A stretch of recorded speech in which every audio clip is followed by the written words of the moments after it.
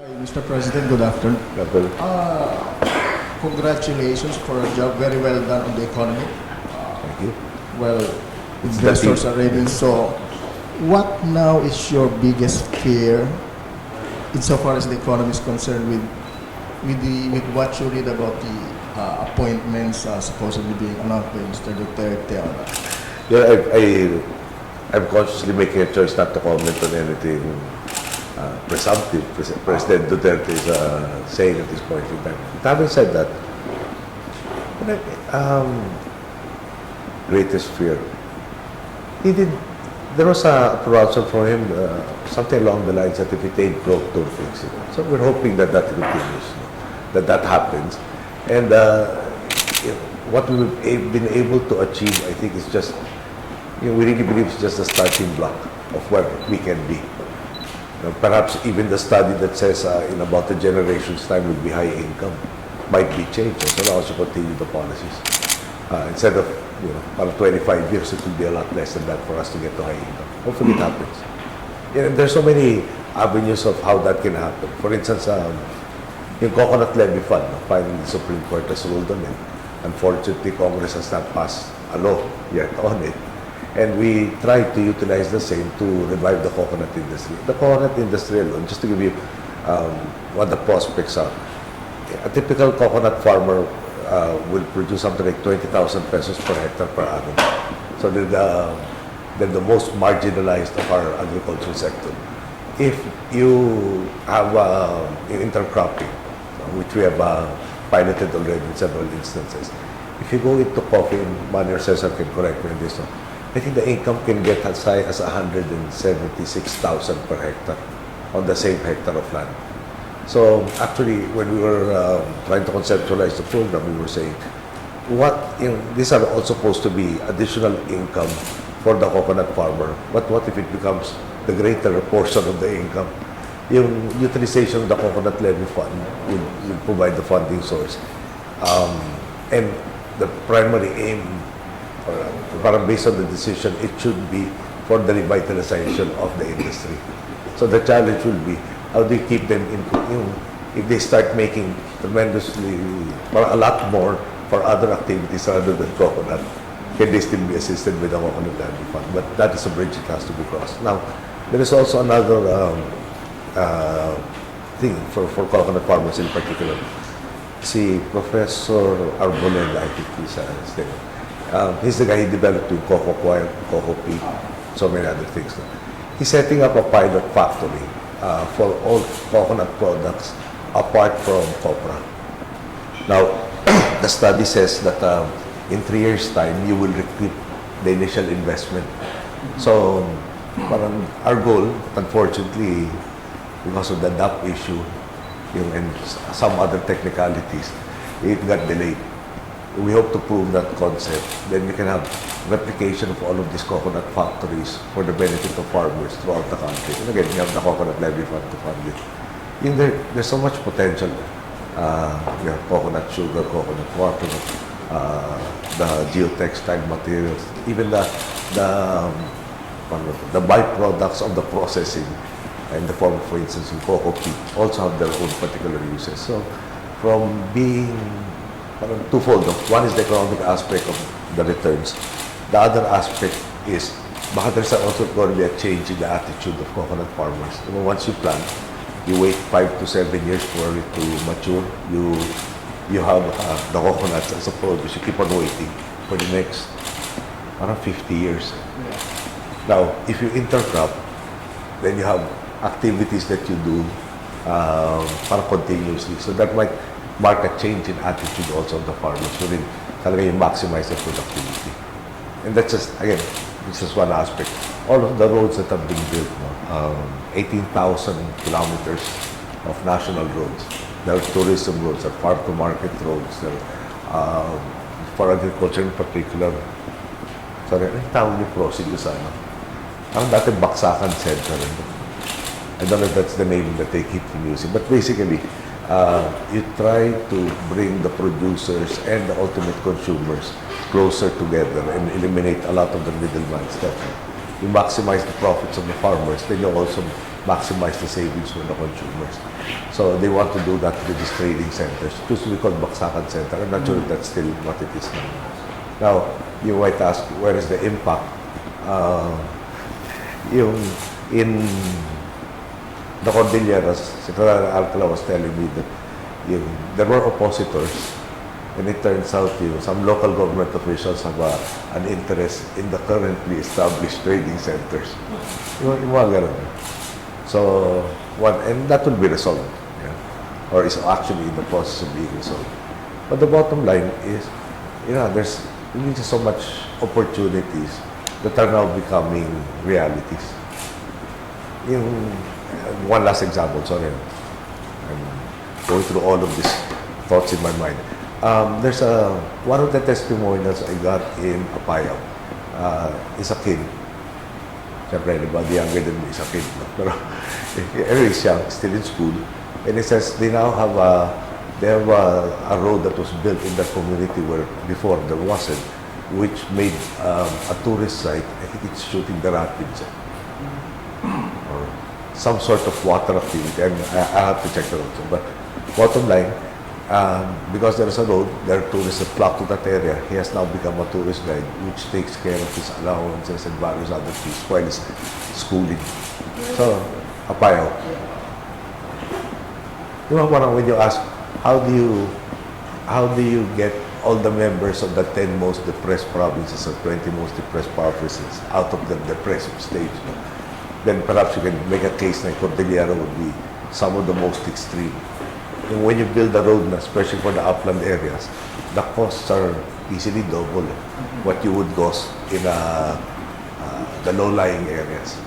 And of course, if you look at it as the number of votes you will gather, then the most expensive with the least number of votes, they probably will never get the resources. So we're proud to say that we treated every province the same. The only determinant was, is there an actual need that we can meet?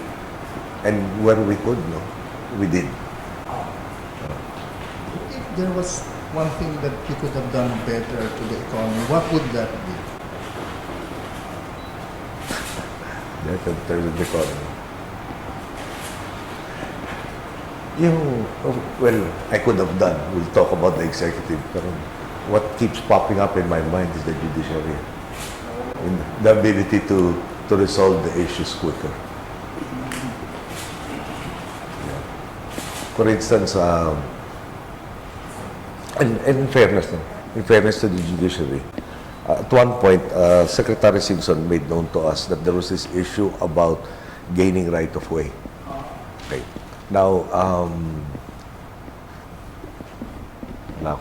from the Justice Department, but if I remember correctly, there is a law. I think it's the BOT law, and I first experienced it during President Estrada's time, wherein if there's a government infrastructure project, you cannot execute a TRO against it. Right?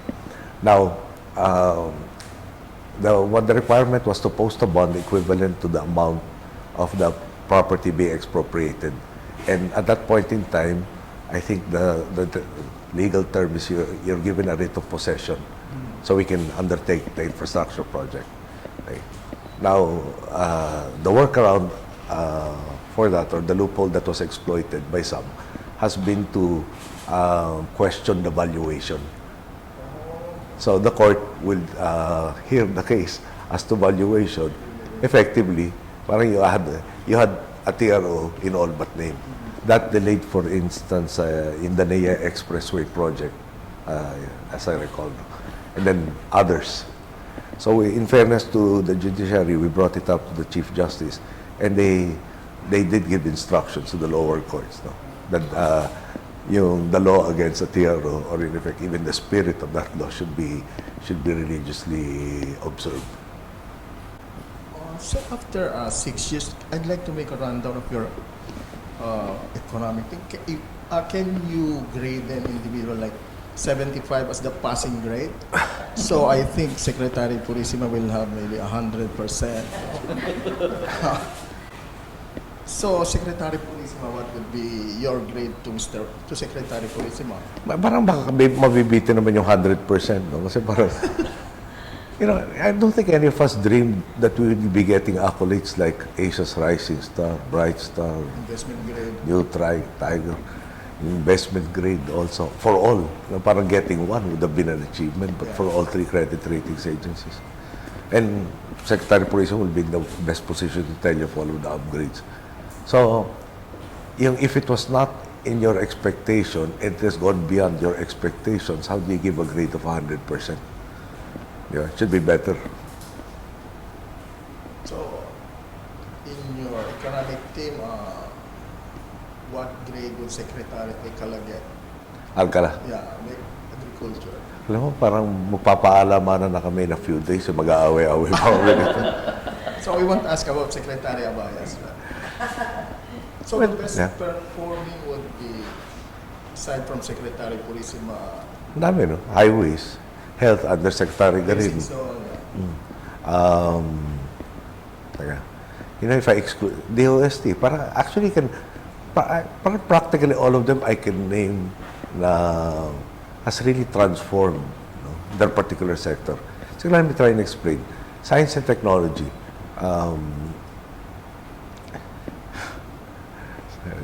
Sorry, my memory. So I was still at Times. There was a typhoon. No? Pag-asa was saying that it will hit Aurora. Okay? And while at Times, I was wondering, wow, this is such a big typhoon, you know, because the wind around Times was really whistling severely. What a big typhoon. Tapos wala ng power sa Times. The day, parang when morning came, it was difficult to reach all of my secretaries. Turns out we all belong to one telco. And none of us had the complete list of everybody's landlines at that point in time. No? Only to find out that yung maling-mali yung track that Pag-asa gave. Instead of Aurora, it was Southern Tagalog and then Metro Manila. And we never even got an apology from the head of Pag-asa at that point in time. Then eventually we found out that so basically he decided to, parang you measure the low pressure areas and you do that by sending up weather balloons. He didn't send up enough weather balloons. And parang nobody was brave enough to question the decision of the head of the agency. So, we were very prepared in Aurora when it was sunny that day. And we had to catch up in Metro Manila in Southern Tagalog where we were told the typhoon would not pass. Now, Pag-asa is different, di ba? Parang, I think if you do a survey of credibility of Pag-asa, it's very, very high. If they say it's gonna rain, it will. Or how long? Parang gano'n. And it's a continually refining process. No? Okay. Who else? Health. I'm going through the whole cabinet. Tourism. The numbers speak for themselves. From 3 to, I think, 6 million this year. Foreign tourist arrivals. Yung domestic tourism keeps on getting revised. I think we started out at something like 35 million domestic tourists. We're now at, it's about 50. Hindi ako sure kung 51 or 56. 55 domestic tourists. So we've surpassed the revised target. Yes, sir. Yung 36 became 51. Yung 51 has been surpassed na rin. Nasa 55 na. Okay. Defense. I don't think we've had issues or real issues as far as yung modernization is concerned, di ba? Look at the effectivity of all of our forces, whether it's yung disaster risk response or yung national security. Look at the people that have been captured who are enemies of the state. Sino pa ba? Meron ko ba list? What other departments? Trade, sir. Trade. Look at trade. We never imagined we'll be in a situation where we lack negotiators for all the free trade agreements. We've had to parang quadruple or quintuple the number of people, and even at that number, we're still getting, hindi naman siguro complaints, no? Pero requests from our free trade partners to expedite the process. Okay. Labor. If I remember correctly, 17 strikes in a 6-year period, contrasted to the I think it's 192 in the previous administration. Energy. TESDA, no? 9 million course graduates. Energy, we're gonna leave Mindanao this year, if I'm not mistaken, with at least 300 megawatts more than when we started out. Tapos, I really have to, yung sitio electrification program, no? They brought it in way under budget. They actually surpassed the targeted number of sitios. It's 32,000 something. And there's something like 240 or so more sitios than the target in 2011.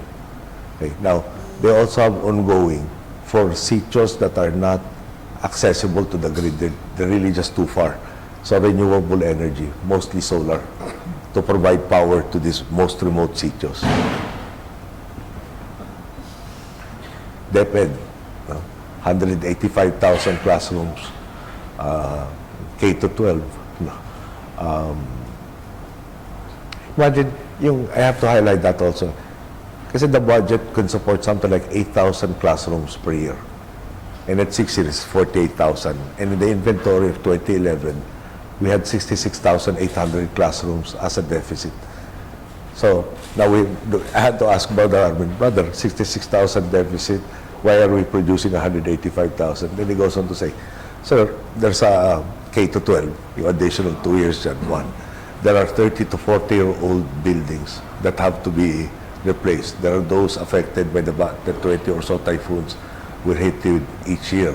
There are those one that have to be, you have to demolish kasi they're one story in an urban area where there is a lack of land and you need to build 4 or 5 story edifices to accommodate the population.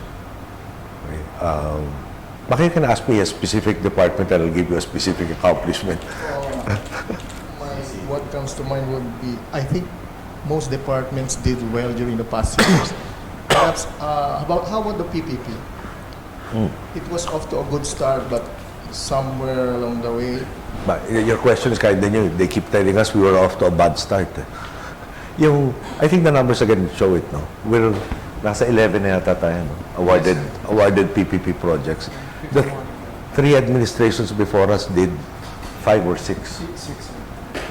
Only, parang hindi 6 each, 6 for all 3. Okay, 11. So, you wanna come up with the PPP, look, contrast the PPP projects, no? Before, look at all the incentives and that we had to navigate through. Is it the LRT, MRT, pati yung economic provisions? In the previous administration, before the Aquino administration, most of the projects were unsolicited. And in fact, a lot of them would get and in President Aquino's administration, he sent a clear message that he doesn't want sweetheart deals, and therefore everything must be solicited. In the process, when we bid it out, we actually just bid out one particular aspect of whether how much subsidy they would require to operate a particular, build and operate a particular infrastructure. In several of the projects that we bidded out, they actually paid a premium, no? Which means that the taxpayers and the consumers win, because a subsidy means the taxpayer will pay what the consumer cannot, no? Because what we do in all our biddings is we peg how much the consumer should pay, no? So this has never happened before in the history of Philippine PPP. We bidded out 11. We have about 51 in the pipeline. The challenge in a solicited project is that it takes time to do the technical feasibility study. And that's what we had to do. And that's why the start was a bit slow. But now we're turning over, as I mentioned, a very healthy pipeline of projects, not just in roads, mass transit, even prisons, and other social infrastructure. So when there are conferences abroad, they refer to the Philippines as the best example the past 6 years of a successful program. But I can further explain. That is a LRT. any portion that is money-making is not ours. Pag may billboard doon sa trains, di ba? Parang MRT3, sir. MRT ganun. Yeah, yeah. That's because of the previous In the previous, because it was an unsolicited bid, a lot of the benefits were one-sided to the private sector.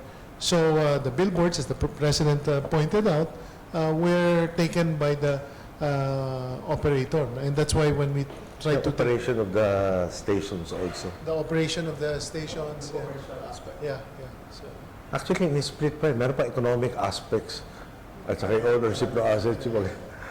Pero bottom line siguro, I think in simplest way to explain it is, nobody was interested and we lavish so many incentives on them. To include yung, it's ridership di ba? Guaranteed ridership. No? Yung may sumakay, wala sumakay, tumakbo, hindi tumakbo.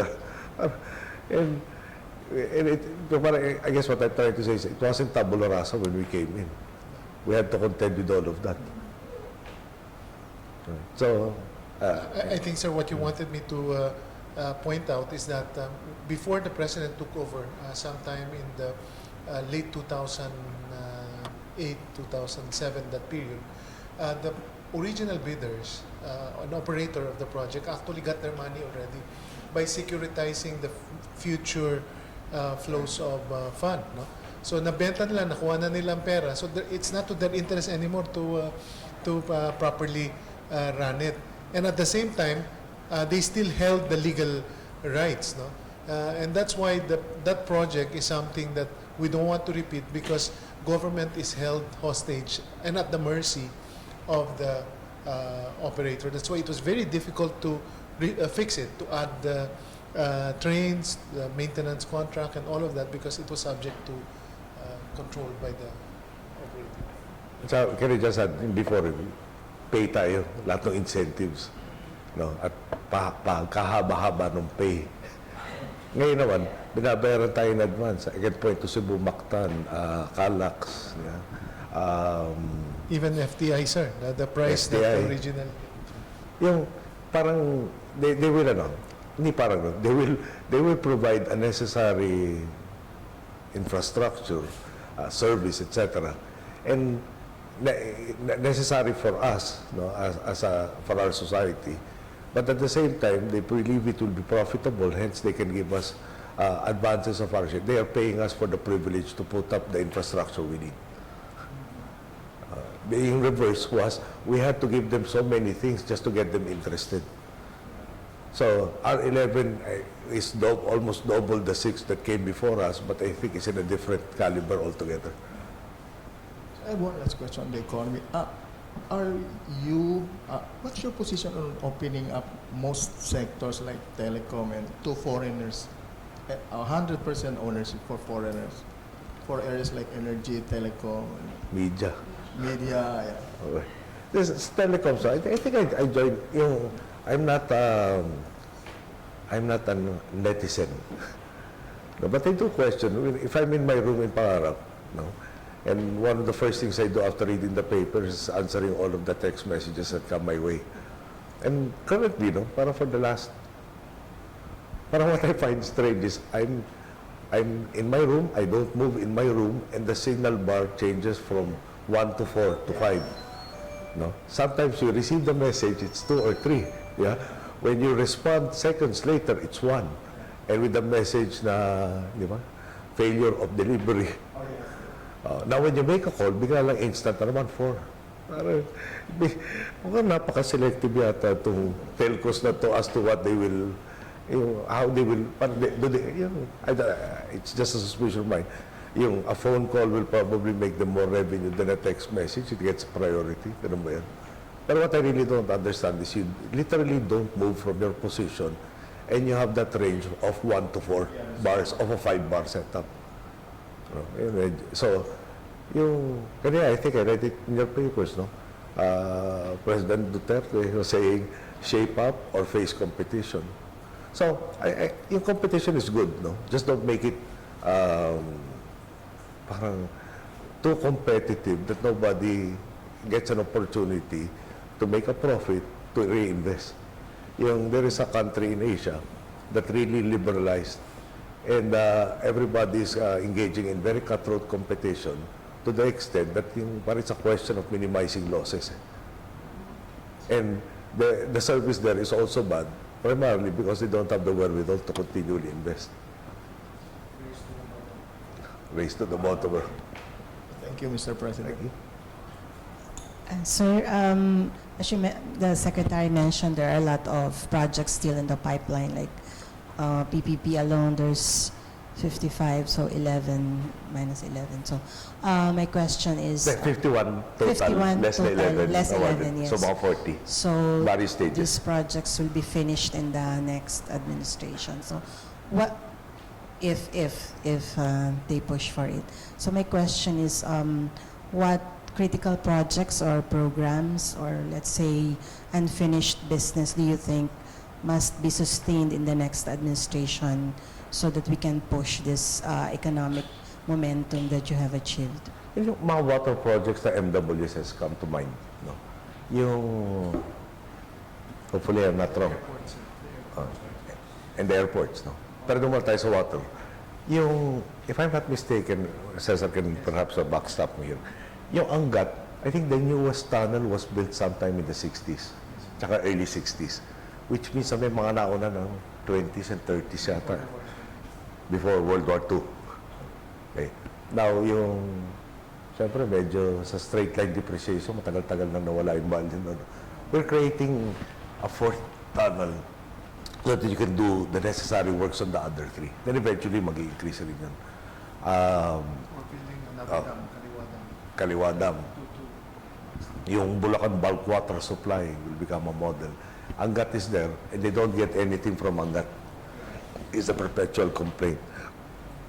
Yung flood control, stretching from Manila Bay to so many different portions. Merong the water that comes, hopefully I'm not wrong, pero if I remember correctly, Sierra Madre, goes in, you need catchment basins in Nueva Ecija and Pampanga. Yung Pampanga, tanda ko, Candaba. Okay? It has to go somewhere. Di ba parang, eventually it winds up in Manila Bay, but if the tide is high, it doesn't go. Tapos may pagka-meandering. So, the flood control projects, yung airports, as already mentioned, yung Laguna Lake. Well, it might be a dike, pero ngayon baka may refinement, also a tunnel. No? Baka that's to take care of, ngayon na-confused na ako, eastern and western portions of the lake. But yung, the dike kasi covers just this, if you look at the map, na parang ganun yung three na fingers ng lake, this side eh. So the other side is saying, what about us? So the tunnel might be an even better solution rather than just the dikes with certain gates. So may refinement ng proposal. So in a sense, the failed bidding might come up with a better project than what was previously envisioned. The tunnel is something like there's a tunnel that exists in Kuala Lumpur, Malaysia, that is a road but can also be used as a bypass tunnel if it is needed to prevent flooding. So that is the model. Dahil pang others. In local water districts also, you want to move them from tapping aquifers to tapping surface water. Na parang catch the rain. The challenge is to capacitate them. No?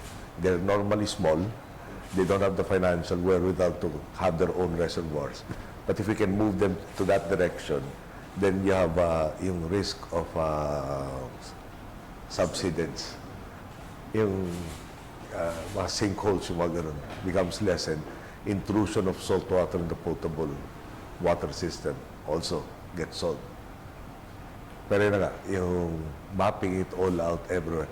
Parang our concentration was getting, there's something like 200 plus water, JC Pakero pa, 200 plus water districts that are not operational. Parang, if you can give me a little time, let me look at their numbers.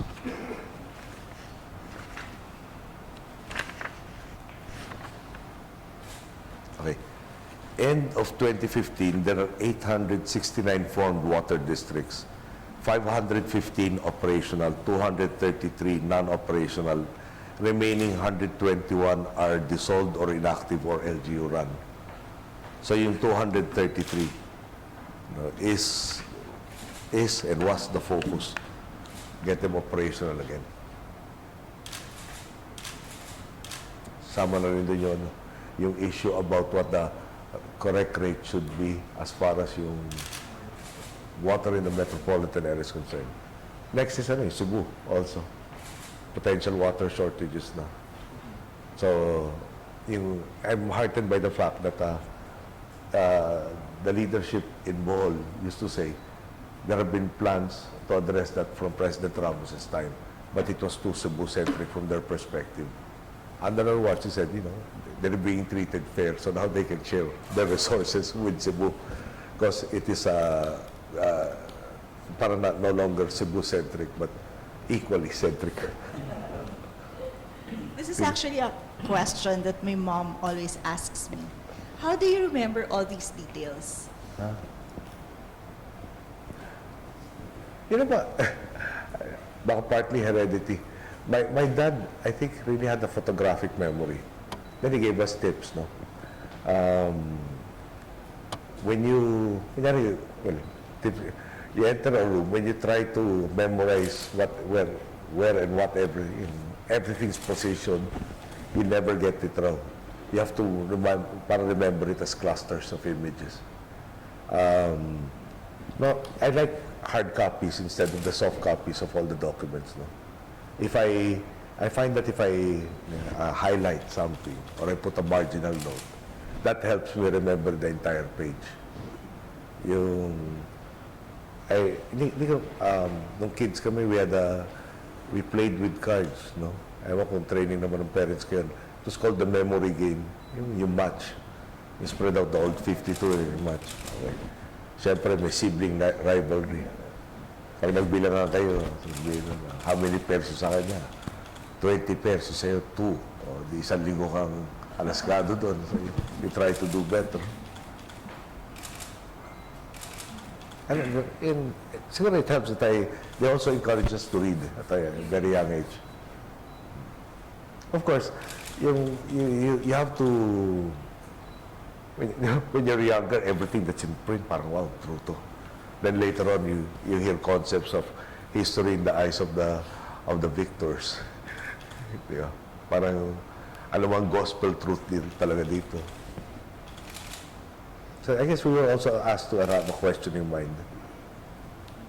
Or sometimes, parang when somebody presents something totally illogical, it also sticks in my mind. Tells me, okay, itong taong to, he doesn't understand what he's saying, or there was really an attempt to pull a fast one. Do you still plan to go around the country like the way you did during the campaign, just to, be in touch with the people and then present to them your report? I will go back. Para yung first year, if I go that route, then I'll have to comment on my successor's term. And I'd like to give him what wasn't given to me, which was parang a honeymoon period. Knowing how difficult this job is, knowing all of the voices that you have to contend with, parang I do not want to add to the strain that impacts on your ability to make the best decision, at least for 1 year. And hopefully they will help us not to make comments. Now, I do want to go around the country in the sense na, I treat it lightly, no? Pero when you have so many flights going to Caticlan and Calibo to go to Boracay, or you have foreigners telling us about their experiences in Boracay, and here I am promoting tourism, and I only had parang an hour that was split between Caticlan and Boracay, and I never actually set foot on any beach in Boracay. Gusto ko lang malaman bakit ba, di ba? Para completely truthful ka naman doon sa statement mo kung nagpo-promote ka ng tourism. Boracay is a great experience because, hindi ko naman pwede encapsulate in 1 hour. Yung Pagsangan Falls, in Rapids, in Rapids rather. I've always seen it, never really experienced it. Ngayon may reason na, para pwede ko na i-risk kung mag-capsize yung bangka dyan. Wala na. Sir, Baguio na lang. Baguio also. You know, I'm still, there is can I just highlight that, no? DNR insists there is an area, if I understand correctly, it's in Rizal. It has a 3,000 hectare plateau. It is as cold or colder than Baguio. So you have potentially new summer capital. Rizal. Ang problem is parang the guy that Secretary Pines sent is familiar with the area on the ground, forester. When they in the PhD tried to do an ocular, because I wanted to visit it, he had difficulty highlighting his parang actually put yung he couldn't really identify the particular portion from the air. But imagine, if you are able to plan that development and a 2-hour trip at maximum from Metro Manila to a Baguio-like area. Just for this, for the record, for this exit interview, Okay. you've answered this in different ways previously. The economy, people say it didn't trickle, they didn't feel it. So can you, actually Secretary Purisima had a very thorough answer earlier, but just for our interview, can you have a final comment to that? Kasi parang napaka-generic, people didn't feel it. And I want to find out who these people are that didn't feel it. Di ba? Parang, this was not an original idea for me. No? Yung way back, probably a decade and a half ago. Sabi niya, one of the most rudimentary tests on whether or not the economy is good is for you to go to a mall and observe the people who are in the mall. Are a lot of them moving around with packages under their arms or bags, yung shopping bags? And what is the test?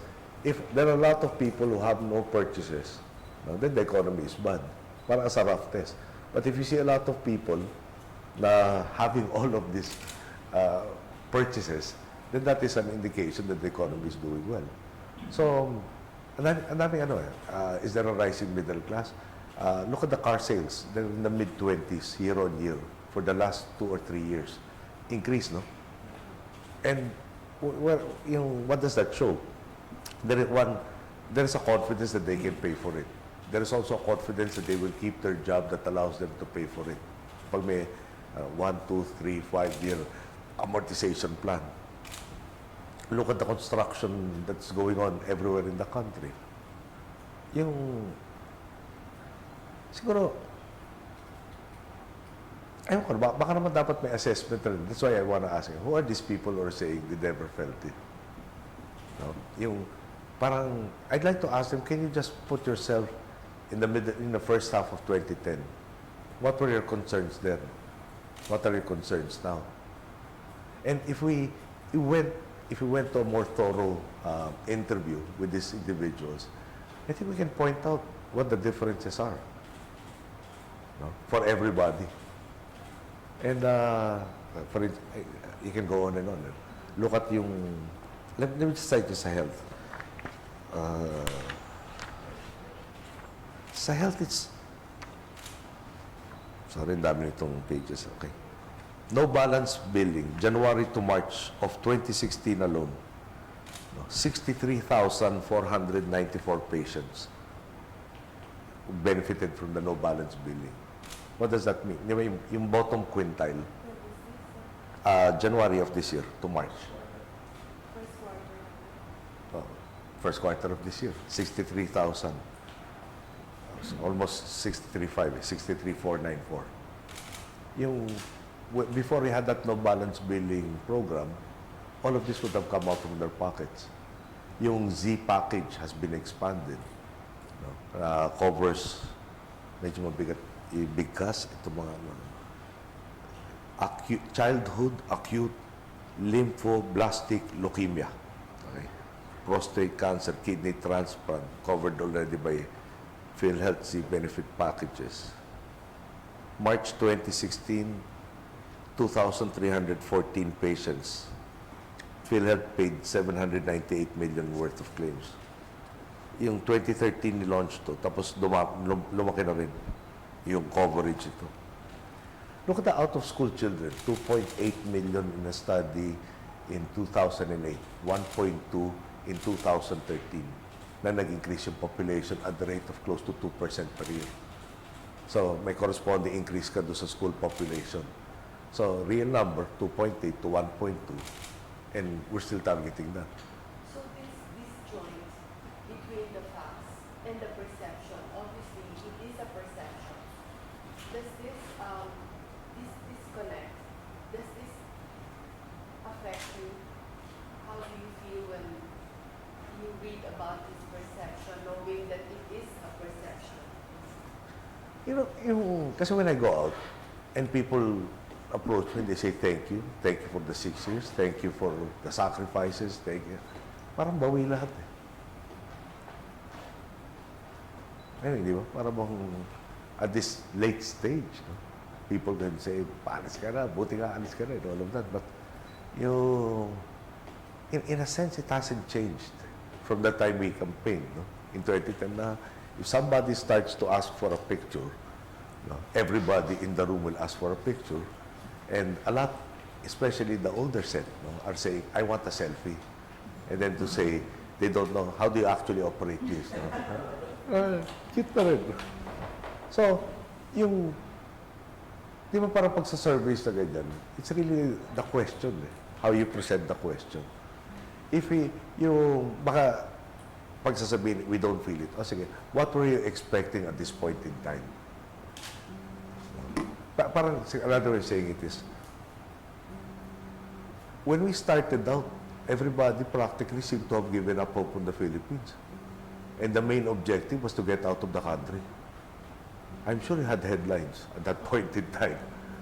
And ngayon, you're complaining about things in this country, which means you're now more involved in this country, which means you have a change in perception that yes, you can do something in this country.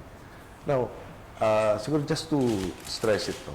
There was one survey firm that was giving me the results of their surveys a year ago, 2 years ago. Okay.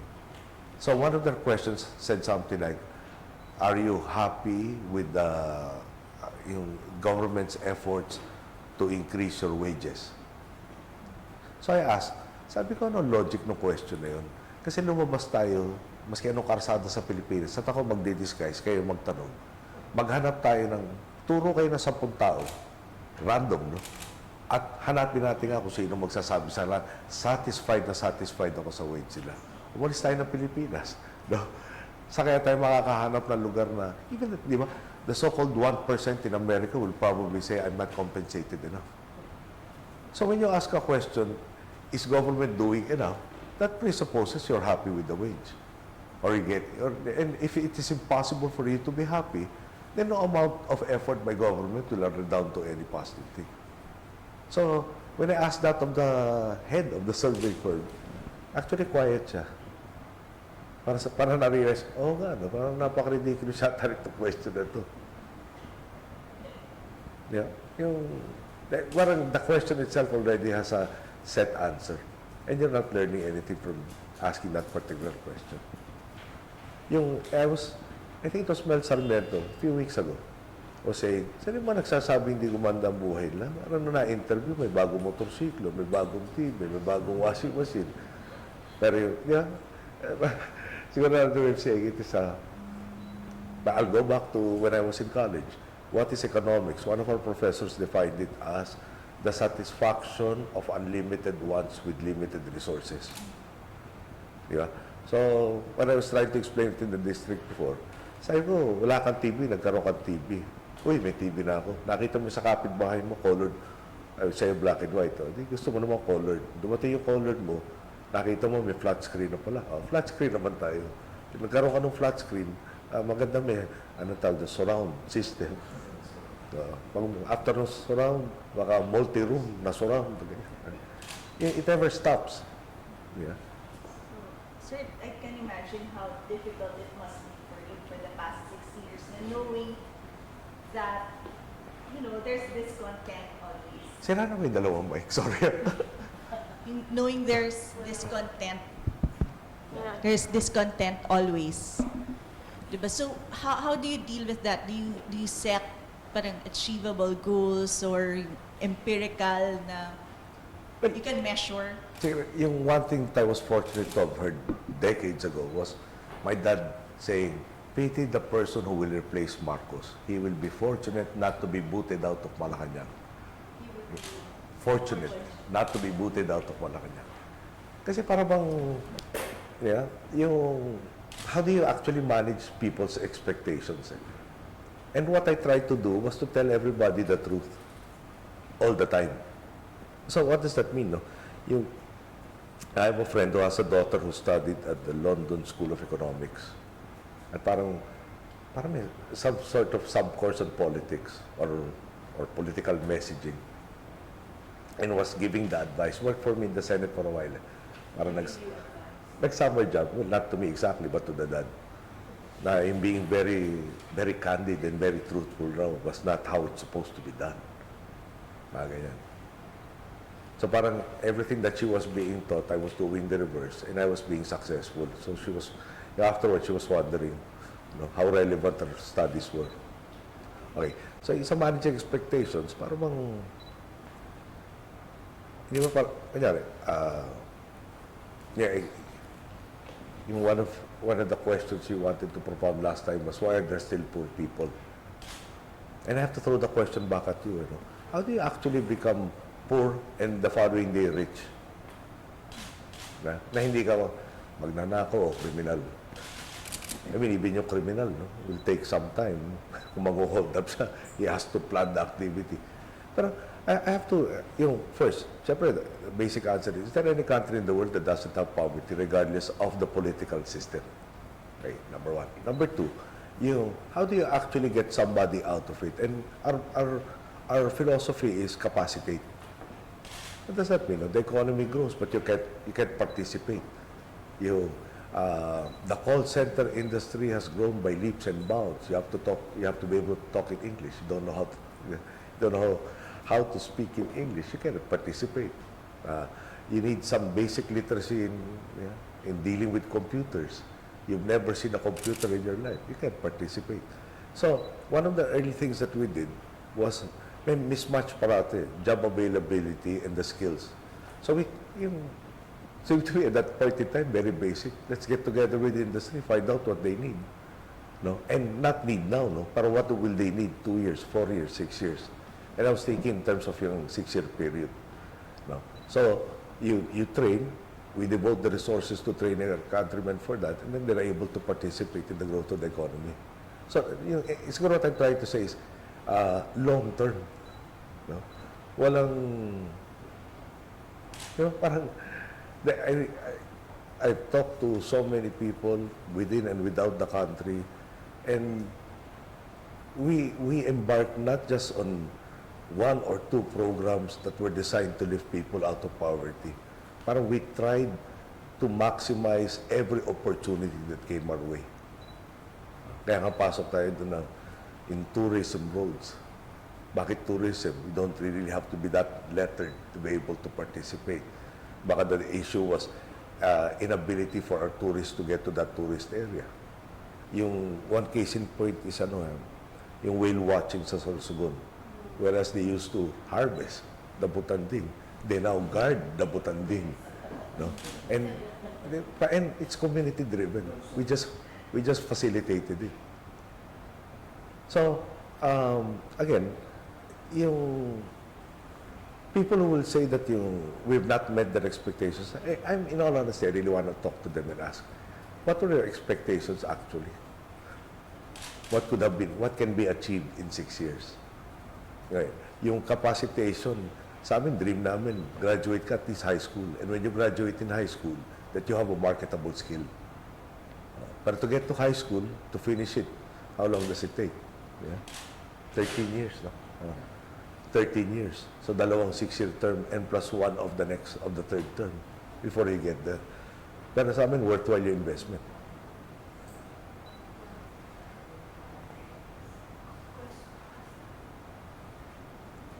Kaya hindi ba pwede magiging recurrent siya? or- and you were able to say President Duterte. Which you didn't get. That you didn't get. We didn't give him the honeymoon. Sir, has there been an opportunity for you to get in touch with him? Directly, Not aside from the transition team. We talked to Bongo. He called up Jude Delantal. So I took the opportunity to talk to him also. So, sir, I know that you don't wanna, Give sound unsolicited like, advice. yes. But do you see any common grounds as far as the pronouncements, these early pronouncements of his policy or cabinet or something? Do you find something? Yung economy. No? His comments on the economy. Siguro pareho rin prangka magsalita. Mas prangka lang siya. O baka iba yung style niya. Parang, ako kasi may philosophy ako, hindi tayo paligoy-ligoy kung pwede. No? Magkaroon tayo meeting of the minds as early as possible. Focus ako sa consensus building. Sa kanya baka mas leader. Leader. I'm the leader. Sa akin kasi parang pinalaki ako na pagkasunduan natin. Sir, speaking of consensus building, the Liberal Party, or at least a block of it, like 80 to 90, have already joined the Majority. coalition Or the majority. projected How do majority. you take that, sir? Yeah, that's to be expected in our system. But I think di ba, the results of the last election, number 2 candidate namin, speaks also of the cohesion of the party. So, I think what we should bear note is the Liberal Party is the longest continuously running political party in the country. And there will always be a core that will espouse the ideology and the beliefs of this party. So I'm confident that we will still maintain that. Perhaps some of our members will have different ways of expressing it. And It's okay with you that Speaker Belmonte will bite for the minority leadership in the House? we respect him as a valued member of the party. At parang importante sa amin kasi yung the individual's concerns. So long as the lines of communication are kept, we understand where each one is coming from, where each one is headed, then I don't think there's an issue. So what's your guidance to the members, because according to the majority side, they cannot retain their party alliances, like they have to become members of PDP-LABAN if they were to join the coalition? Again, I'm not party to the discussions. Can I just comment that yesterday, I think I read in your paper yung massive defection of the LP. And the first, yesterday or the other day, but 80 lang naman, sir. hindi, pero the first person that they named, it was no longer, even before the start of the campaign period, it was no longer in the party. And actually was mentioned in your article. Medyo lang ako. Sabi ko, parang sinasite nila yung umalis na, naalis po ngayon. Nakaalis na eh. As we know, Senator Bongbong Marcos is contesting the vice presidential race. At this point, do you still believe that the final outcome will be for Lenny? Yes. Sa sistema natin, kung may nag-aakusa, obligasyon niya. Karapatan niyang ipaglaban yung interest niya, pero obligasyon naman niya magpakita ng prema.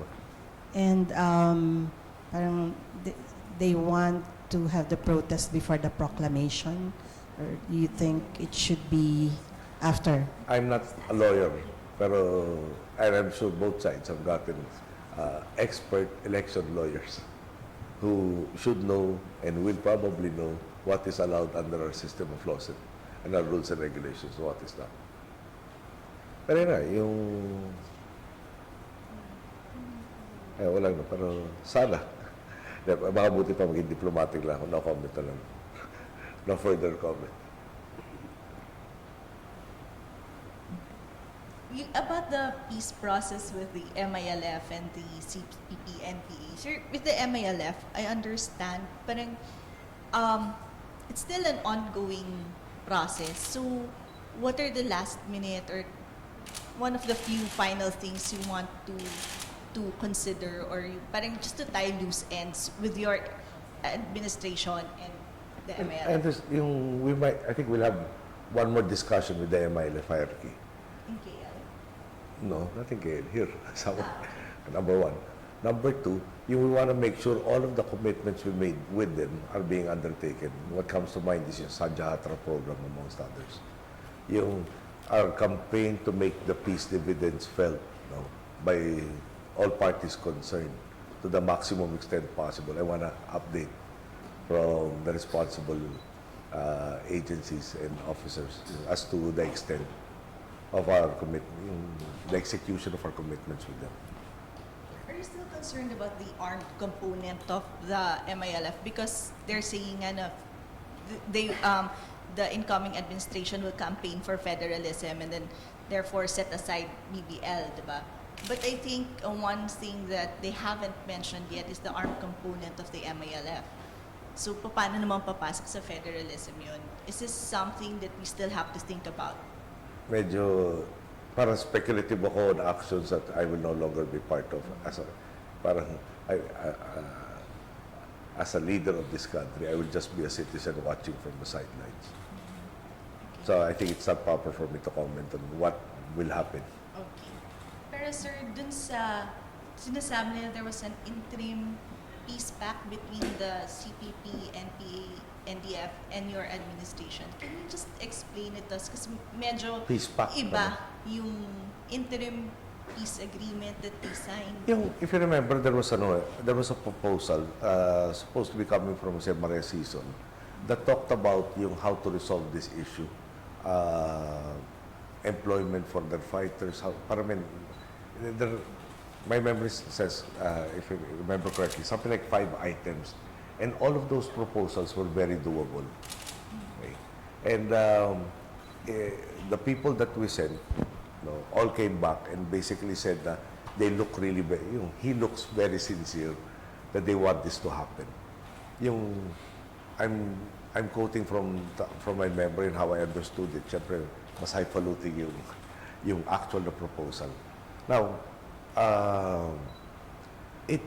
the dialogue broke down because one day, they or Joma Season took back this proposal. If you remember, binuksan yung list for Jasig ba? Yung list. Jasig. And they corrupted si data disk. They wanted to repopulate the disk.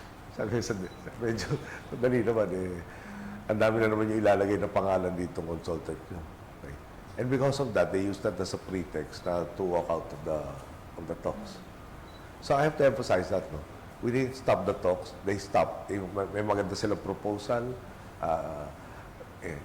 We tried to advance that. Eventually, they withdrew it. Ngayon, teka mo na, hindi na ako sure kung they withdrew it first or yung issue doon sa Jasig or more or less sabay yun. No? But the bottom line is they walked out. And how do we proceed with the peace process? Kung babalik na naman tayo doon sa parang long dragged out and parang no compromising position nila. Sir, can you confirm that Joma at some point wanted something like an Aquino-Murad meeting? That they wanted to send you a letter or something yata to propose that?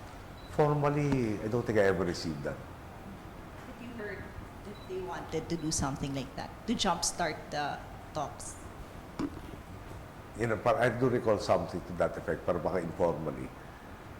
I'll have to check with the peace process advisor. But,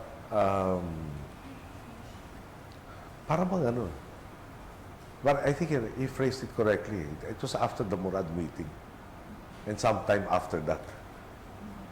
And parang what was on the table had parang no significant change. So we thought it was just a propaganda activity rather than something of substance. Sir, moving on, do you think you'll have a quiet life as Citizen Noy? Well, my motto has always been prepare for the worst and hope for the best. We did touch and disturb a lot of rice bowls. Going through the philosophy na if we just took turns in riding the merry-go-round that led nowhere, we shouldn't have accepted this position. We wanted to really effect changes in society. And part and parcel of that is to do away with the culture of impunity. Do away with the culture of impunity. Para bang, some people think it's their right to do harm to our people while they're in office. And to the extent that we could, based on the evidence that we managed to unearth, we went after these people. Now they're saying, well, some people are saying they're going to go after you, or they want the incoming president to go after you, and that might not give you a quiet life post-presidency. And the question is, How do you feel about it that, parang ang sinasabi nila, bilog ang mundo and well, bilog ang mundo, pero may tama at may mali. No? Kung may hustisya sa mundo, no? Palagay namin, kaya namin pagtanggol lahat ng kilos namin. I'm not saying that there won't be harassment suits. I look at my mom as somebody na talagang way up there. And she had to face one suit. To me, the irony was the people who should really be blamed for that incident and therefore should have been the ones to have undergone trial were the ones, foisting charges on the innocent. Yung guilty ang nagdedemanda doon sa innocente. So, and our justice system worked then. My mother and others were exonerated of those charges. Alam mo, baka yung mga nagsasabi pa ng charges. Ako, there's a part of me that's curious. What charge will you come up with? And, di ba?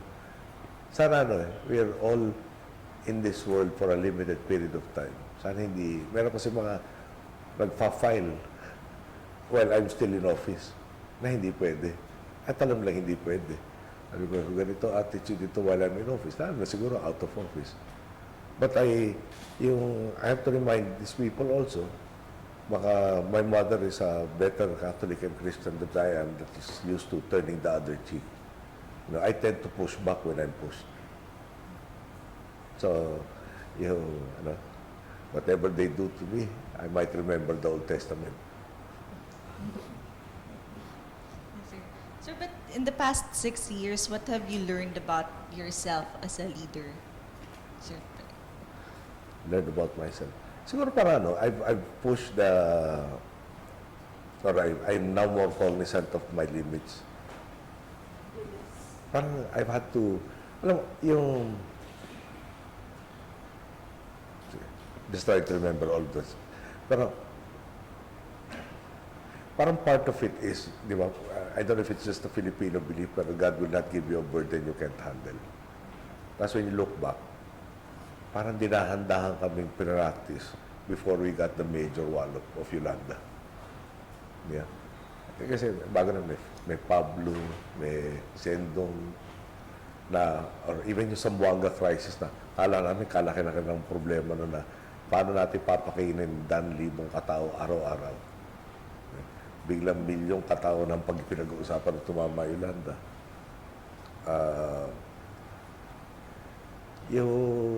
Siyempre, ikaw yung apex of the pyramid.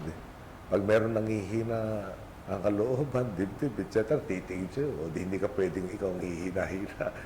Pag nanghihina ka, hina, dire-diretso pababa. What do you think was the worst crisis? Yolanda, I think, would be single one. Kasi parang nandun na lahat. 44 of our 81 provinces, 1.4 million families affected. Yung mitigation efforts niya, like yung preposition relief supplies, nadamay sa yung equipment, nakakailanganin nyo, na preposition, natakay rin. Yung tao, In Tacloban in particular, no, 290 police officers, no, assigned to Tacloban, naiwan 20. Of course, we never foresaw that Filipinos will undertake looting. No? Challenge rin yun. Ngayon kung nag-over response doon, I have to confess, no, ako nagpadala ng armored vehicles doon na mag-demonstrate tayo ng force of the state and get everybody to behave. Yung, di ba, when you get the equipment there, next issue, wala akong kuryente, wala tayong pump, wala tayong electricity to run the pumps. Nung napatakbo yung pumps, may times na minano-mano na yung pagpaandar ng pumps. Nauubos yung nandyan. So, I actually talked to 2 of the oil companies to expedite deliveries to that area. Tapos look at the entire cabinet for that time. No? Si CESAR became the logistics czar. Si Linda Baldos set up, in effect, a call center operation for everybody who wanted to donate. LTI, walang tigil sa mga manufacturers of everything that we had to pack. So we have to thank everybody in the schools that opened their doors and got their students to join us in the repacking efforts. Do you think that, is there anything in the past 6 years that you failed to communicate to the people and that you want to, a message that you want to Pero pagdating ng panahon pala yun, pag ni-review, sana wag mangyari yung tinatabasan lang ngayon, mawawala. No?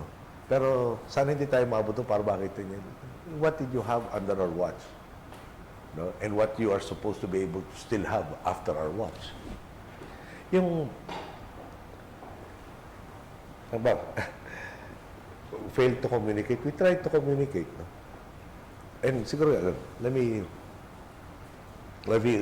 give you a specific. Siyempre, at the elections, I was watching the news reports. I saw it again today. No? Pinakuha ko yung broadcast of one major station. Talks about the Corazon Aquino High School, elementary school. Talks about 92 classrooms being used as prisons. They talked about 4 of the vote counting machines going on the blink.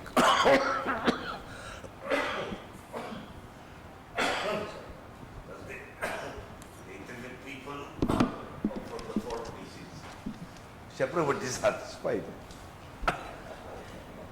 They never talked about the 88 that worked well. They never said na, kasi parang, there was another, I don't know if it was in the same place, no? Pero, naalala ko talaga, Metro Manila, tinatanong, na-transmit na ba nyo? Hindi, mahina signal. So, ano gagawin nyo? Susubukan namin. Hanggang kailan? Hanggang kaya ho, susubukan namin. And parang while this person was talking, kasi the next step is to bring it to another area na kaya mag-transmit. In that case, City Hall. And City Hall sa Metro Manila is not exactly the farthest area. Di ba parang, hindi na ba yung remote na babangka ka pa to get to the poblasyon. Pero the way it was portrayed, no? Literal, 4 over 92 is 4.30 something %. Paano yung 95 point what %? Pero parang bawal Bawal pag-usapan pag magandang balita. Look at yung MERS, di ba? Look at how devastating MERS is in the Middle East. We get somebody here who's tested positive there, yung all of the efforts to get this person and everybody that he came into contact with. Alam mo, parang I was told by the Department of Health now, we followed the WHO protocols initially, but then I ordered more intensive. Let me be very specific. In the WHO protocol at that time, basically said you have to look for the 3 people in front, to the side, and the back of the suspected person that tests positive for MERS. Tapos sabi ko, what is the condition here? Comes from the Middle East, the flight is 8 hours long, he never went to the bathroom. He never talked to somebody in a different portion of the plane. While moving through the aisles, there was never any turbulence that made him parang trip and touch somebody. Kasi yung mode of transmission was physical contact. Sabi ko, kung hanapin na rin natin yung buong passenger list. No? Isama na rin natin yung crew. And by the time the information got to us, the crew had already left. Tapos ang dami ng difficulties doon. Started out with 418 on the passenger manifest. Nag-meeting kami until 3:30 in the morning. No? Then I asked, sabi ko, pag hinanap ba natin to, nandiyan na lahat ng data kailangan natin. Kailangan pa, si foreigner, kailangan na maglagay ng address. Naglagay naman ng foreigner na address, ng home address nila. No? Wala dito. And tapos ng 3:30, siyempre, naya naman ako mag-follow up ng 8:30. So, pinagbigyan ko na muna silang time to undertake all of the operations. Tinawagan ko somewhere close to noon. Para siguro ito, reasonable na ito, mga 9 hours na kumikilos. May resulta na. So, unang-una kong kausap, ang balita, ilan na nahanap natin? Well, una yung hinahanap natin, hindi na 418. O, ilan na ngayon? 820. Bakit nanganak? Tapos yun na nga, no? Kulang-kulang yung data. Walang passport number doon sa passenger manifest or whatever the BID was using at the time. So, in danger, sabi ko, baka may 10 Juan de la Cruz dyan. Paano natin alam kung sinong Juan de la Cruz ang hinahanap natin? Sir, yung passport, nandun yung birth date, nandun yung, nandun na lang, differentiate. Kulang yung data yun, naging doble. So, hinahanap natin lahat yan. If you remember, we actually came up with ads. There was a segment that we couldn't find. No. Parang, nilabas yung ad. I'm now told that who is suggesting that Holy Week is suggesting that they adopt our system. They now call it the no regrets policy. Hindi, pero kasi part of yung sinagot ng huwas, lahat ng mga people who got into contact, imo-monitor na lang. Which means, pauwiin ka, if you develop any of the symptoms, please call us. So I asked, sabi ko, applicable ba sa atin yan? Somebody works in the Middle East. 1 year, 2 years, or longer. No? Is this the first time to come back home? Gets a regular home visit? Yung sasalubong, si inaanak, nasa ng pasalubong ko, yung pagpunta sa barangay niya, yung kumpare niya, pare, nandito nga pala, mag-inuman naman tayo. Ganyan. How does he actually stay in his room? And that's why, pasok yung nagkaroon tayo na it's a 2004 law about, saan yung nandun kayo? Yung law sa quarantine, no? Quarantine law. Holy Week to, nagre-research kami. Meron ba tayong batas? Kasi may general provision ng health, no? Sa Constitution. So, hinanap ni Ben Kagiwa na parang meron Quarantine Act of 2004 that empowers the state to ask people to, you're suspected of having been exposed, we'll bring you to health facility and check you out and take care of you. Kasi may mga nag-resist. O ikaw naman kung gano'n, parang may nagsabi, 2 linggo na ako dito sa Pilipinas, kukunin pa niyo yung, parang basically 2 weeks na yata incubation period. Pero, the extraordinary efforts, if you see the light of day, wala. Okay lang. Pero yun na nga, siguro if there's a regret, I wonder, no? And just questioning. Kasi parang sa akin, the thing should speak for itself. If what we're doing is right, then the people will see it. But when you have, I have 2 broadcasters in mind right now, no? Who never stop finding the 4 out of the 92. The same station. Same station. Back to back? Morning and afternoon and night. Pero, di ba parang, should we have engaged them more? Should we have exercised the power of the state for equal time, which is 30 minutes per month? Yeah. Did you try? Did you reach out? Ah, yes. Yeah. Yes. To one of the 2, directly.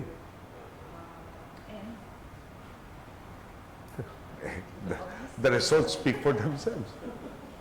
They have whatever their agenda is, it's not consistent with ours. Facebook is filling up with thank you posts, what the administration has done and all that. Do you think, what do you say to what these people say that, some say that the result of the election, the loss of the administration country was a rejection of the accomplishments? I'd like to think that that's a comment that was crafted even before the elections were conducted. So it doesn't affect. Alam mo, one side of me says, sana makakapunta na nga ng wherever, Panglao, Ah, yung ano, si Chito Ayala had this resort called Eden. Sa mga bata. Parang everybody that is ano, parang mutual friends, acquaintances, basta people that Chito Ayala and I know, keep telling me about Eden. Tapos ako sabi, I'm so, kind of close to Chito Ayala and I never got invited to Eden. Parang in my family, I think I'm the only one who has never been there. I'm curious, of course, as pastor. I really wanted to ask, ba't hindi ko na-invite dyan ni minsan mula nung nakilala ko, meaning from my mom's time. So, pagdating doon, siyempre, yan, look at the fireflies effect. Ganda rin, tarang peaceful environment. Kaya, nanamnamin mo.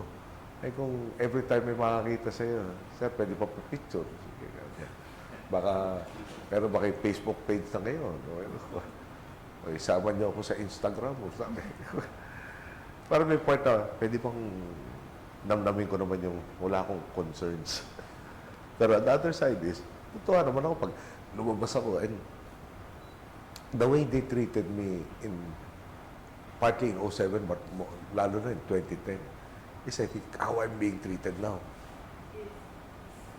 Same thing. Yung parang actually tama ka Delma, para baka nga better pa now than in 2010.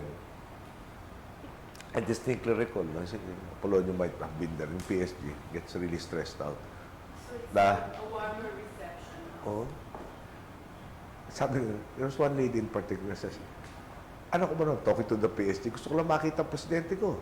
Kung gusto mo, sundan mo ako, halika, puntahan natin. Wala akong planong masama. Diba?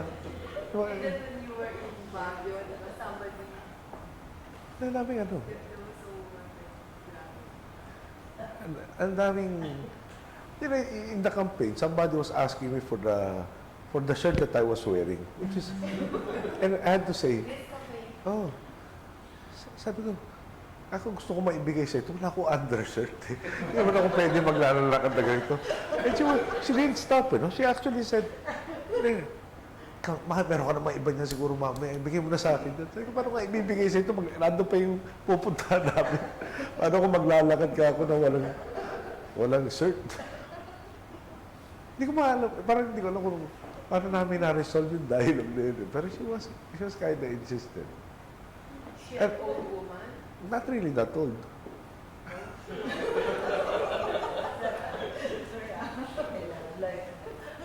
Hindi ka rin. Hindi mo ano. Pero gulat ako talaga. Akin na lang yan. Sabi ko, tinitin ko lang. Ito shirt, oh. Ako lang. Nakalapit sa president. Mga ano, talagang conversational distance.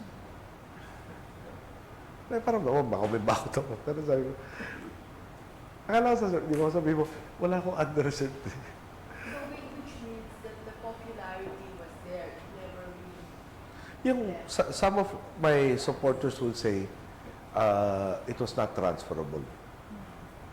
Some will say that it was split. It was. Split. And those who were supportive of me got split into at least 2 camps and probably 3. Which was, if you added the two up. Well, mahirap na magsabing, I think that's true, no? Pero more than that, ilan yung mga nagpe-play it safe that jumps on a bandwagon? That probably, if there was a closer fight, would not have jumped. Mahirap sagutin yun. Pero sir, are you aware of the hashtag Salamat Pinoy going around on Facebook now? Were you told about it? Sinabi sa akin, I had a niece, si Nina. I still have Nina as a niece. Baka isulat na, sensitive na konti yung minsan. And she compiled, no? Then some of my staff have also compiled. And sino ba? Jim Paredes, I think, also told me about it. It's all over Facebook.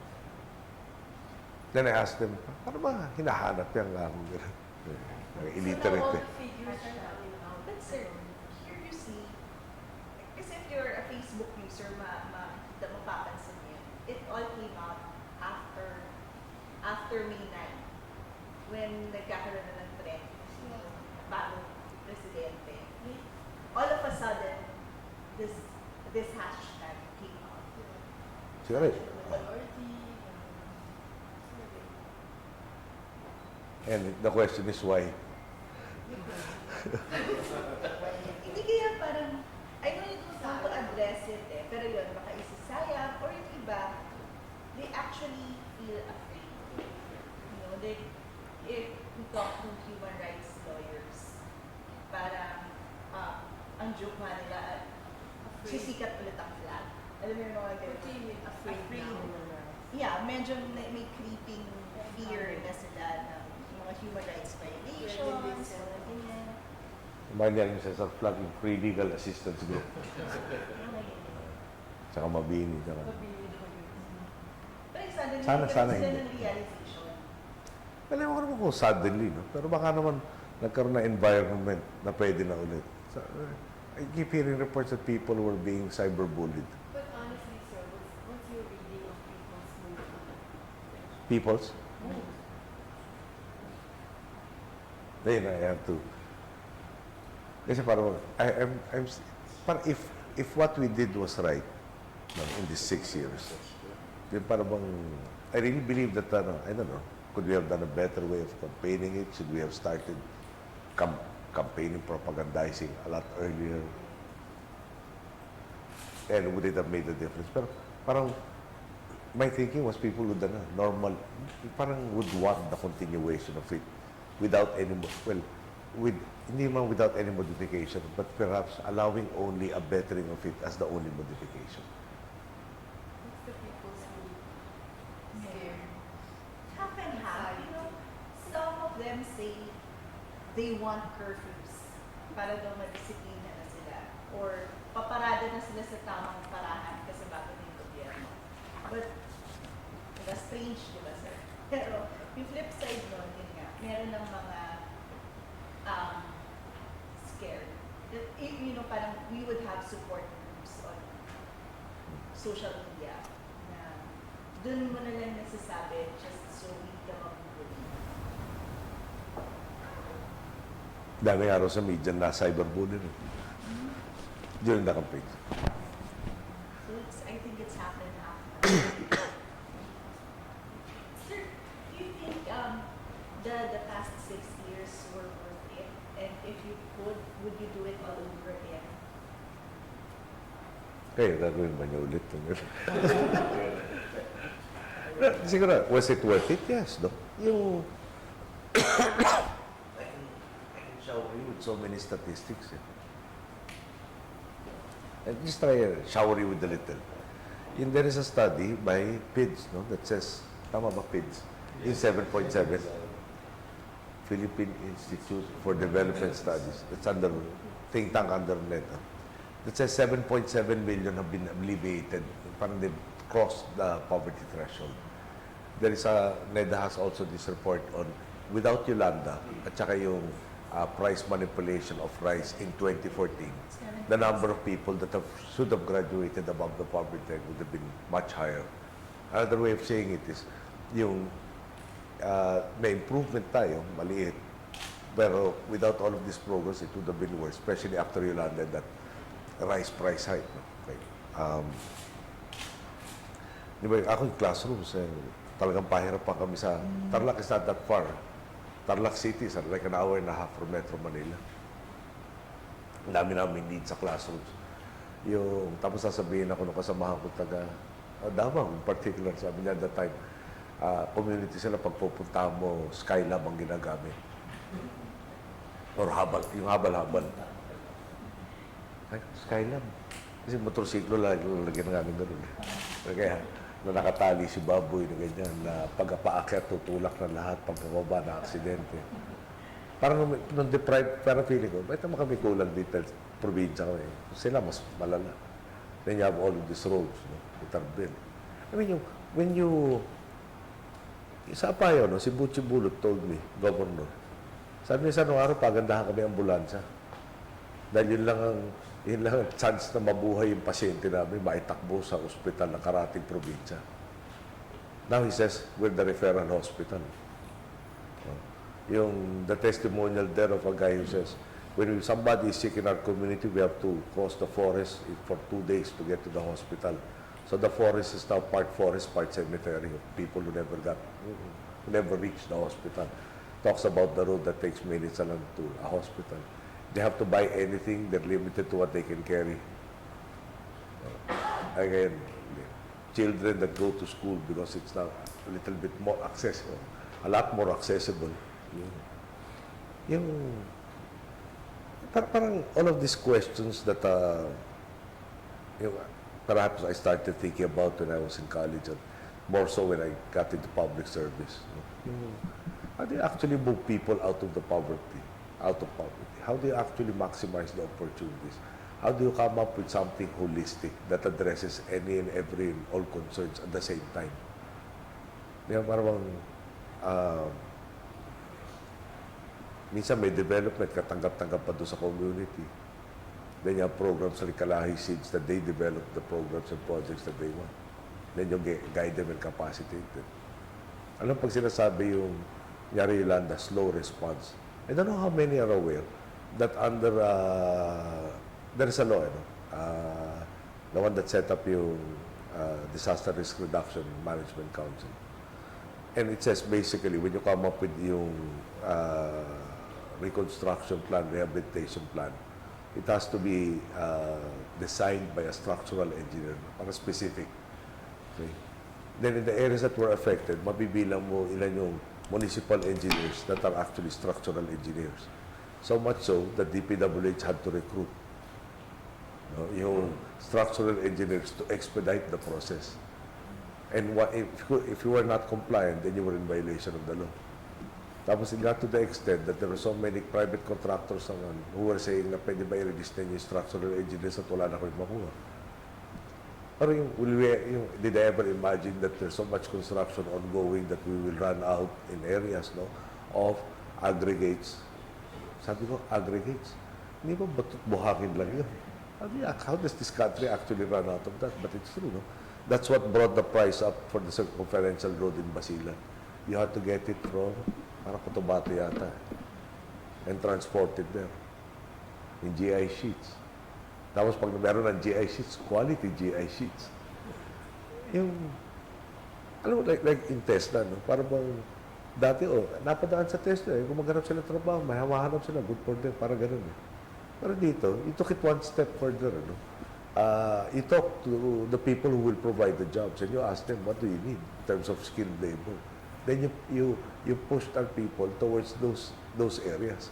The result is 28.5 na placement rate defined as finding a job within 6 months to 72% now. And in certain instances, 96% pag yung talaga nag-cooperate yung industry. Like you said, conductors. No? And babalik ka doon, no? What will these people be occupied with if we didn't have that intervention? So, hindi yung training for training sake, pero training na pinag-isipan sa may patutunguhan ba to.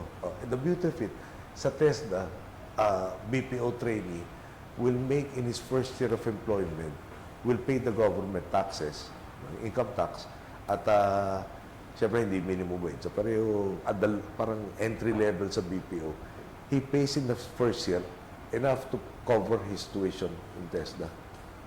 It's parang 7.5 and 7.2. So parang may 300 pang spread. 1 year. And he works for 30 years. So, it's, in a sense, self-sustaining. Tapos, yung doing all of this, and I have to go back to yung limitations. No? For instance, kung napasa yung, tapos ay Supreme Court sa coconut levy, napasa na Kongreso yung coconut levy, utilization bill. I'm paraphrasing. O baka nakatayo na ngayon yung, parang our farmers are on the way to making not just 20,000 a month. Parang, actually, talagang, yung nung congressman ako, parang pupunta ako ng mga barangay namin initially, the first time, mga first 2 years, the job. Everybody will have 6 to 8 folders of requests. Parang idea doon, bakit 8? Tumataso yung chance na may mapagmagawa kayo maski isa. Parang gano'n. No? And towards the end of my term, or terms actually, my third term, second term pa rin nagiging sir, kakatapos to amin, yung kabilang barangay naman tulungan nyo. Sir, okay na kami dito. Yeah. So dito rin, yung nagulat ako, perhaps, 2 years ago. A year, 2 years ago. No? And come to think of it, I don't think any of the... There were 3 lady governors, incumbent governors, who actually are not party mates at that point in time. No? Who told me, 2 of them, told me, Sir, grabe talaga ang mga projects namin ngayon. Naubusan na kami ng counterparty. Parang areas na kailangan sila mag-counterpart. Wala na. One who was devastated by a typhoon. No? Parang we were, again, we were not party mates. Ano kayang gagawin na in coconut producing area? No? What do we do in the 5 to 7 years while we await the plant to mature? Tapos sa kanya doon, sabi, Sir, dito, katulad ng highway na yan. Dati isang kainan, 5 na ngayon. Nagpapayaritan sila ng mga empleyado. Parang ang daming pera umiikot sa ekonomiya namin. Parang there were jobs available. No? And rather soon, hindi naging, how do you provide for, or how do you help them in that period na you're waiting for the coconut trees to grow? And then, palagay ko, maski sana ako pumunta, sasamahan na ako. Parang, pareho kaming sobrang lungkot nung nakita namin devastation sa lugar niya. At ngayon talagang, para nakaka-inspire rin sila. Tinulungan mo, perhaps they weren't expecting it. They made the proper use of the assistance. They've rebuilt their communities faster than we thought possible. So, gano'n, di ba parang sila rin siguro naninibago doon sa sistema na hindi patronage politics. Dahil, What are your happy memories of the palace that come to mind? So that happy. No, guys. Alam mo, siguro, yung part of it is, kailangan, Sure, para official, para hindi. hindi official, pero kailangan ng decompressing moments rin naman namin. No?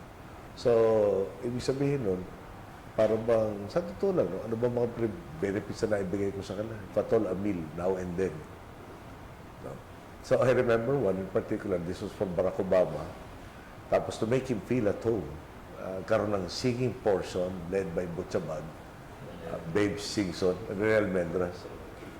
Favorite song raw ni Barack Obama, What's Going On yata. No?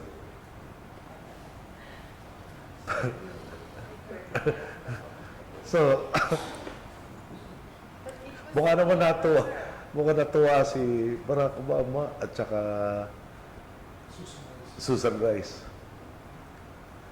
Of course, when we passed the mic to them, they passed it to the next person beside them. Yeah, medyo fun din, no? Siyempre, when the Emperor and Empress of Japan came, no? I mean, for somebody who's such in an exalted position to be so humble. And it parang every time we've interacted with them. Protocol. The people went to them, right?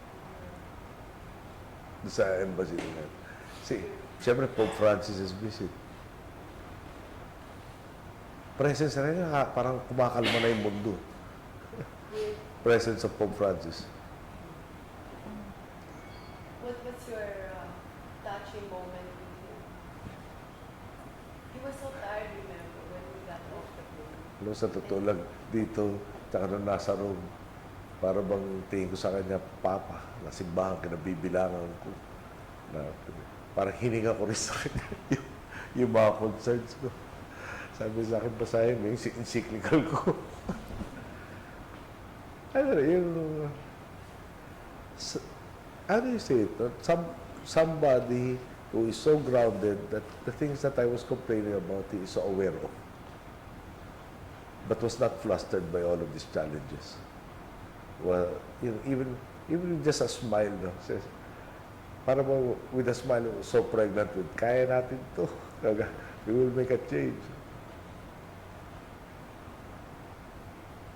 That was mostly, The sing-alongs. yung, napaalala during the campaigns. Hindi, but, yung, the Jesse's wake. No? Everybody was really sad.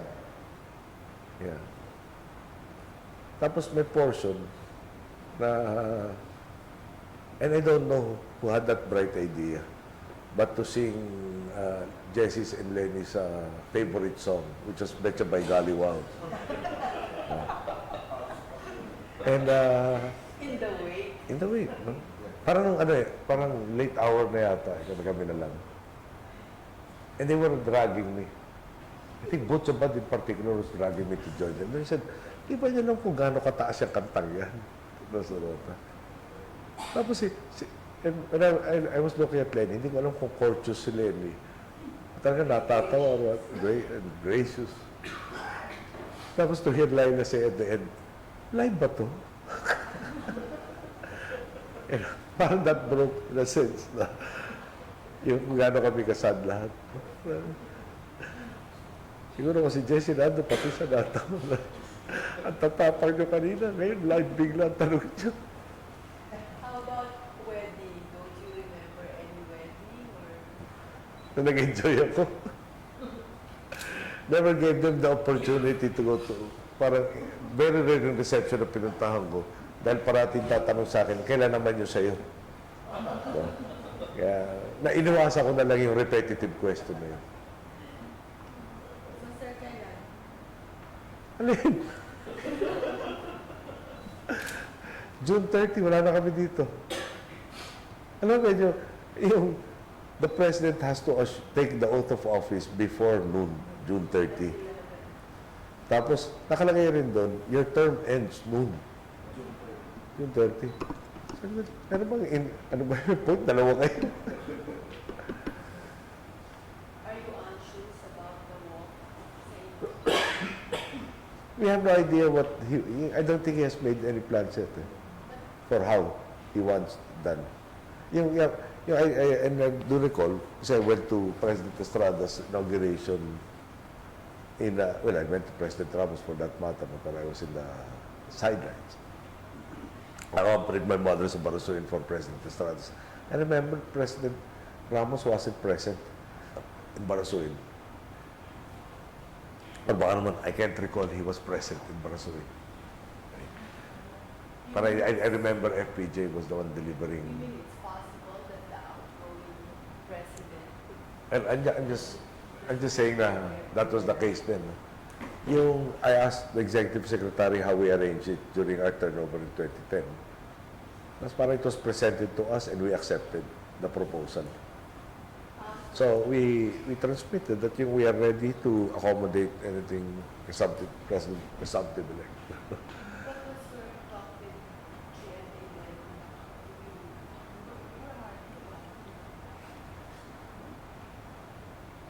because that was a very embarrassing inaugural for her. I'm sure we had some conversation, very little, because she kept on waving at the crowds. That's what I distinctly recall. Tsaka teacher ko dati. Kaibigan ng mga magulang ko rin maski pa paano.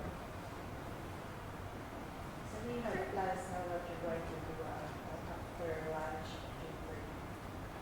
Hindi, una ko munang hurdle yung lunch. Mukhang marami naghihintay ng blowout ng lunch. Tapos meron yata dinner rin. There are several being planned pero may default answer normally sa'yo ko na magabala. So siyempre, thank you man ako sa aking cabinet. Parang the source of pressures post is people who are saying na they will be at my residence or for breakfast or for lunch or for dinner dahil I have a lot of time na I can attend to all of them. Alam mo, may portion that I used to stay in that was Ates and Eldon's section of the house when they were in times. Tapos I was running for Congress. Hindi ko malala ko first and second term. So si Pinky, second sister, was the one was telling me, remodel natin ganito yan. And every time she'd give me a choice, I'll say, pwede mo ganito. Hindi, ganun na yung dito. Kaya dapat yan. So dulo, sabi ko, Alam mo, hindi ko maintindihan bakit tinatawagan mo pa ako. Ikaw rin masusunod. Basta pag di ako natuwa dyan, ako. Parang nagkaroon ng variation ngayon. No? Pag sabi niya, it's times ngayon, alam mo, dati naman ganit, dinaanan na natin to. At the end of the day, ikaw rin masusunod eh. Basta pag hindi ako natuwa doon, palit tayo. Kaya nasa times, ako nang pupunta sa bahay mo sa Meadows. Mag-swap na lang tayo. But you know, I really have to thank all of them. Yung, my sisters. Kasi, you will remember that my mom died August 1. And by something like September 9, I had to make a decision already. We never really had the time to, you know, be quiet and reflect and really grieve. No? And we were at times since 61. Eh. So parang every nook and cranny, parang baka some of the bonsai plants that my mom used to take care of, I think are still there. Hindi naman siguro in a blade of grass. No? Pero in the section that I used to occupy, tingin kang diretsong ganun, bedroom ng parents ko. Okay. Pihit ka sa kaliwa, dito binurulan daddy. Punta ka doon sa dining table, dito yung maraming diskusuran. Pasok ko sa kusina, dito nagluluto. Lipat ka dito ganyan, studio niya. Lumabas ka sa garden, nandun yung halaman niya. Yeah. So did they change on that Practically. now? For your stay? You know, I went to Boston. Got back first time to the house. And the owners were so gracious that they would allow me to enter any and every place in that house. I never got beyond the ground floor. Memories. Talagang parang they kept parang flowing one out. You know, it was, I don't know how I looked though. I had 3 friends with me. And they were the ones also saying, lakad na tayo, kaya nakakasenti na masyado to. So I had to ask them, ano kayo masisenti dito? May palaki na apunta dito. Yung mga parting barnes na nilighted. Tapos yung second floor would be my bedroom, my parents' bedroom. Yung attic was where my sisters were. Basta parang, Sir, paano yun sa Times Street, you would be alone? importante huwag kayo sasagot pag walang tanong. Baka hindi pa nyo nahalata. Therefore, Who would fill in the blanks? alam mo, No, you never. actually, parang sabi lang, ganito pala ang rooms. Si Miguel, asinila. Ayaw ko, pati si Joshua at si Bimbi, baka si Joshua, might say, pag walang ginagawa, times. Kasi he's really spent, when my mom was alive, there was there, kundi man every day, baka every other day. But you only will be there. Tapos, mas ka na, parang, he was sure that if he goes to Times, my mother or I would be there. Tapos, nung my mother died, dito na ako sa pangarap, actually, my mother, para ayaw na yata pumunta ng Times. Si Joshua. Wala si Lola dyan. Kaya ngayon naman, si Titi rin nandyan, dalaw tayo. Baka sabihin ng kapatid ko naman na, di ka naman busy ngayon eh. Labas mo muna itong dalawa. Pero sir, since change nila yung times, would that make you less parang sentimental or nostalgic? Hopefully, yeah. Parang when you get to the kitchen, taso, my mom would prepare any or all of her specialties. Para doon kayo mag-uusap.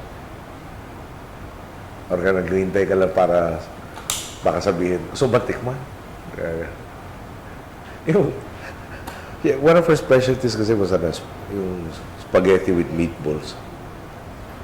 So, tapos talagang dami niya pinaprepare from scratch. So, pag naluto na yung sauce, pwede na ba yan, ma'am? Wala pang noodles, ano? Pwede na ako nun, at saka tinapay na lang. Toast na, actually. Hintay mo mga kapatid mo. Okay. So, nung nagkaroon na yung bago nag-asawa yung mga kapatid ko, siguro ako na yung pinakamalakas sa amin kumain. Nung mga naglakihan na yung mga anak nila na into sports, no? Ang lalakas bigla. So, one time, So normally I get, laki ng meatballs sa so I get 2 siguro. Kumuha ko ng isa, sabi ni Piki. Op. Eh, paano yung my son? Ano my son? Yung anak ko wala dito. Paano yung share niya? Sabi, binili na ako mag-take home. Yun naman ang hirap ka. Yung take home yung sobra. Wala ka dito, wala ka right. Basta gano'n. So, iba gano'n, iti-trigger yun eh. Basta talaga. Gano'n ano. Sana may section doon na there isn't a memory of. Have you seen it? Of course. Pictures. Pictures only of that place. Bakit hindi na ako bumalik dito kung makapunta na ako doon? Yeah, So looking forward. she only is practically going to Times moving the things every other day. Parang feeling ko rin, sa isang araw, tinignan ko yung cupboard. I was looking for some canned good. Kumahanap. Oh, ililipat na yata. Pati yung closet ko kanina, nagulat akong siguro 1/2 na lang ang laman eh. Talaga tinignan niya, baka kinakwenta niya, 30, napatay niya, 37 days. Ito na lang. Kasi pati may mga barong, saan ko ngayon ko na nakita to. Parang, masasabi ko, nagbagay, pati barong ka. Talaga na, no? Parang lahat empake mode. Kasi katulad si Ray Marquez, yan. Naka-empake na yan siguro. Sir, naka-ethnic design shirt. Ethnic? Lead by example. Eh, obligasyon pa tayo, baka may abandonment of duty. Tapusin natin. Sir, show this question. So far, what would you tell your mom when you leave the palace? Naghahanap ng banner. Alam mo, honestly, no, I try to imagine. For instance, no, parang the day my dad left Boston to come back home, dami na namin conversation eh. Bakit ka kailangan dadaan sa Mia at that time, yeah? Bakit ka bahala na sa kabutihang loob ni Marco sa asa? And explained it. So, daming mga kaibigan namin sa Boston, mapaalam sa kanya. So, again, kitchen na ron. Kitchen, may small walkway, tapos yung garage na. So, nasa labas ako, hinahanda ko yung kotse, hatid ko sa Boston, sa Logan Airport. And you know, parang the extent of all his habilins was just a nod of his head. Parang bang, with that one nod, alam mo na, inaasahan ko sa'yo, alam mo na, obligasyon ko sa pamilya, alam mo na, parang napaka-pregnant with that nod. And I'm not sure kung nakinod rin ako, sabi ko, that, ano bang, gano'n. Yung nandun na lahat. Pati hindi man niya iniisip siguro itang, iniisip ko na kasama na rin doon. Parang my mom would say, parang both of them would be kind of sparse. Eh, parang hindi sila yung showbiz na nanay na, ang galing-galing na anak ko, di ba? Parang hindi gano'n eh. Yung pag ginitian ka, parang yun ang pinakamataas na puri. Pag hindi ka na manginitian, sir mo nakatapat to, medyo malaki-laki yung pagkukulang. So you think she should be smiling? Wala yun, galing. Hindi pala sila nakangiti. But sir, yung song Gonna Impossible, does it always have that effect on you? The image kasi is of him singing it inside the cell in Fort Bonifacio. And you know, I don't know if I had a thin ear, but I thought he was singing it correctly. My sister said he was off tune. Ganun ba? Kasi nadaan ako sa full of gusto. I really, after this day, I think he sang it well. Pero yung, when you, and parang mananamnam mo yung lyrics eh. Beat the unbeatable po. You know? Tatay ko, mag-isa sa selda niya, pag maglalabas siya ng kung ano mga iniisip niya, mimeograph na, pasa-pasahan, ilang kaya abutan nito. So, yung Face the Nation, nakaisa-isang beses siya naharap sa publiko. How do people not forget him? All the powers of the state arrayed against him. Reach the unreachable star. Parang lahat nun. And he's singing it full of conviction. Yeah. Parang inspiring na rin. Pero sabi, at that time, parang yan ang buhay natin. For the foreseeable future, kailan kaya magbabago yun? So it does.